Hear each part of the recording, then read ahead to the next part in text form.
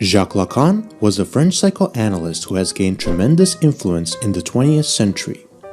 He is often referred to as the most controversial psychoanalyst since Freud. One of the main reasons why Lacan's psychoanalytic work was so distinctive was due to his very original approach to language. Lacan thought that Freudian psychoanalysis should be viewed through the lens of structuralist linguistics. Ferdinand de Saussure, the father of structuralist linguistics, revolutionized the field of semiotics by dividing the sign, any sign, into two components, namely the signifier and the signified. Signifier is the way people call an object. For example, this juicy fruit is called an apple, while the signified is the object itself, the actual juicy fruit that we eat.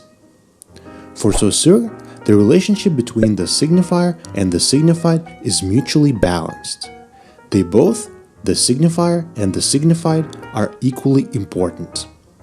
It's not the case that one produces the other, they simply coexist. For Lacan, however, this relationship is that of imbalance. Lacan thought that people are always stuck in the world of signifiers, or in the world of language, if you will, and they can't ever grasp the reality in and of itself. Saussure simply draws a distinction between the real world and the world of signifiers, whereas Lacan pushes Saussure's argument further by saying that signifiers obstruct our ability to ever grasp the signified. To put it differently, when we come up with a word for an object, say apple or pomme, we try to bring this object into being, into our consciousness. Unfortunately, according to Lacan, the object that is being described in our consciousness is already lost. We want to obtain an apple, but what we have is only a substitute of an apple, the signifier. The idea that the signifier precedes and obfuscates the signified underpins the entirety of Lacan's perspective towards psychoanalysis.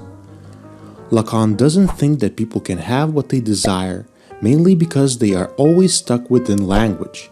They can't grasp the reality. They are totally removed from the signified. While other psychoanalytic schools like the ego psychology focus more on strengthening patients' grasp of linguistic matrix, strengthening of his or her ego, Lacan, on the other hand, thought that the self is merely a mirage constructed by language. Therefore, for Lacan, it is very important to allow the patient to unlearn the conventional ways of language. In fact, the ego that is constructed in everyday life should be totally subverted during the Lacanian analysis. The patient should be invited to free her unconscious, which may only happen if the patient allows the linguistic matrix to speak through her.